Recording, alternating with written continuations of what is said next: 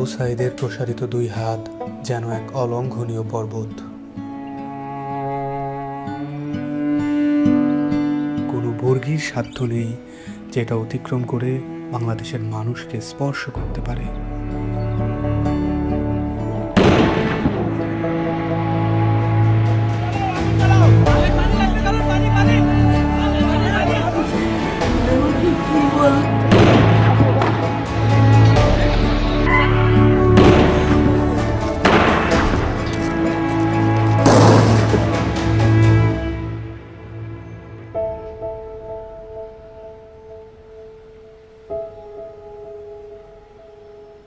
জুলাইয়ের পর থেকে বাবা প্রতিদিনই রাস্তার আশেপাশে হাঁটাহাঁটি করেন।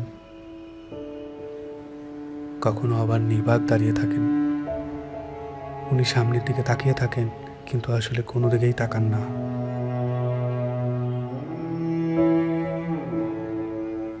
যেসব রাস্তা দিয়ে ওনার ছেলে হাঁটতো, ওইসব রাস্তায় উনি দাঁড়ালে উনি ওনার ছেলের রুম পান। আমার ছেলে মৃত্যু অবস্থায় যখন দাফন দিতে নিয়ে যাবে, এর আগে যখন দেখছি যে হাসতেছে, সে হাসতেছে, হাসি মুখ অবস্থা। ইভেন্টের কাজ করতো, শুধু বাপেরে কিভাবে একটু সাহায্য করে।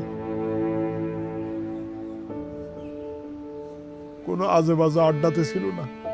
ওই সারাদিন শুধু কলেজ থেকে আসা ও একটুখানি বিকেলবেলা একটু বন্ধু বান্ধব নিয়ে ক্রিকেট খেলতো, ক্রিকেটের পাগল।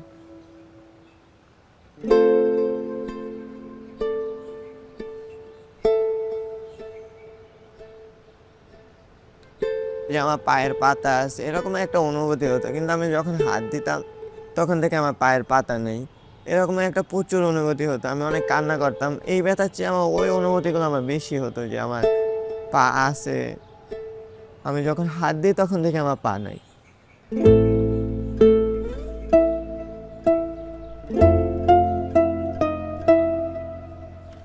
এই হসপিটালে আমি অল্প কিছুদিন হলো আসলাম।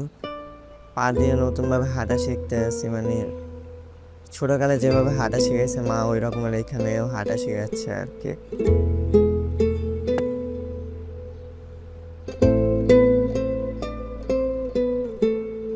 একটি প্রতিবন্ধী কিশোর, 7 বছরের বাচ্চা, ল্যাংড়া মানুষ যদি সংগ্রামে নামতে পারে, তাহলে আমি কেন বসে থাকবো ঘরে? একদিন তো মরতেই হবে। তাই মৃত্যুর ভয় করে স্বার্থপরের মতো ঘরে বসে না থেকে গুলি খেয়ে বীরের মতো মৃত্যু অধিক শ্রেষ্ঠ। আমি যদি বেঁচে না ফিরি, তবে কষ্ট না পেয়ে গর্বিত হয়েও জীবনের প্রতিটি ভুলের জন্য ক্ষমা চাই। আনাস।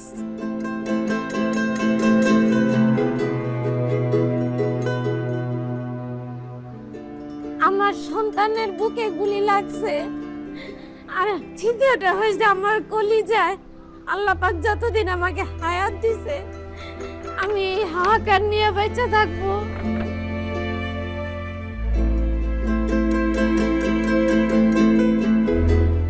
প্রিয় বাবা আসলে আমাদের একটা কিছু না, কিন্তু চকলেট নিয়ে আসছে। প্রিয় বাবা নাই বাড়িতে।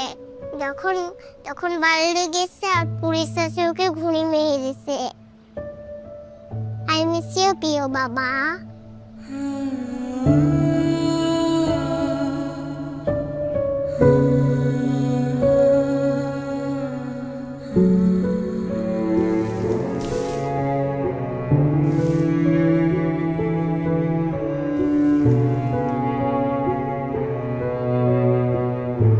এখন যে চেম্বারের মধ্যে বক্তব্য দিছিল যে আমরা কোনো সরকার বিরোধী আন্দোলন নয়, আমরা নিজের অধিকার আদায়ের জন্য বলে বলা খাওয়ার পরে ওদের পমেল বড়ুয়া ওই ছাত্রলীগের লিডার আসছিল, তাই সেই গলা চিপি ধরছিল, গালমুখত থাপড় মারছে।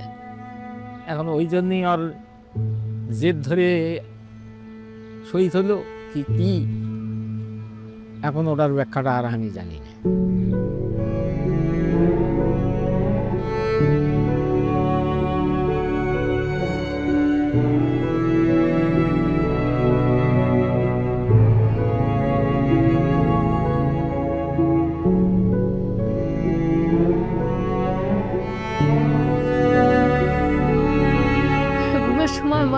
খাইয়া ঘুমায়, সেই ঘুমটা আর ঘুমাইতে পারে না, তখন আফাইতে পাইয়া পাইতে পাই করে ফ্লট ফ্লট করে ঘুমের লেগে আবার উঠে কোলে লই।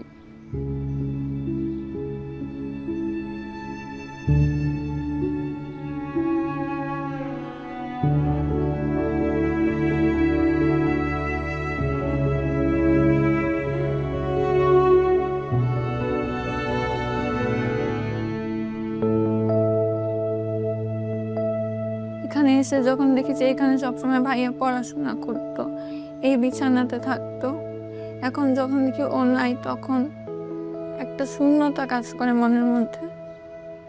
খারাপ লাগে যখন দেখি যে ভাইয়া এই রুমে নাই। এই ছবিটা 18 জুলাই আমার আন্টি নাজিয়া খান ফেসবুকে পোস্ট করেছিল।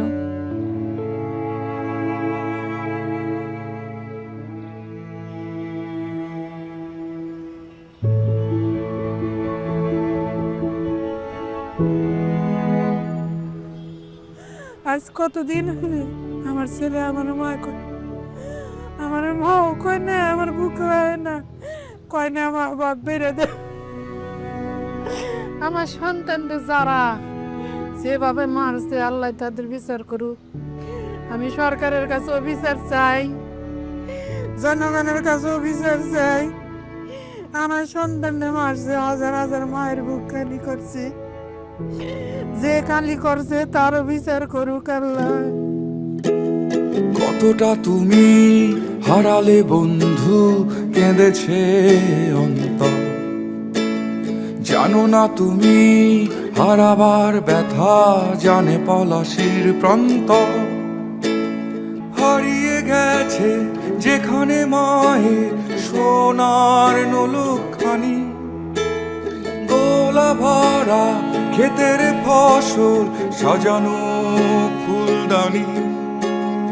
এ হারানোর বেদনা তুমি রেখো অন্তরে, দেখবে তোমার দুঃখ লুকাবে পলাশির প্রান্তরে। বাংলাদেশের বুকের ওপর চেপে বসা 36 দিনের এই ভারই আমরা নিতে পারছি না। একবার ভাবি চলেন 16 বছরে কত বড় ভার হয়ে এটা আমাদের বুকের ওপর বসেছিল।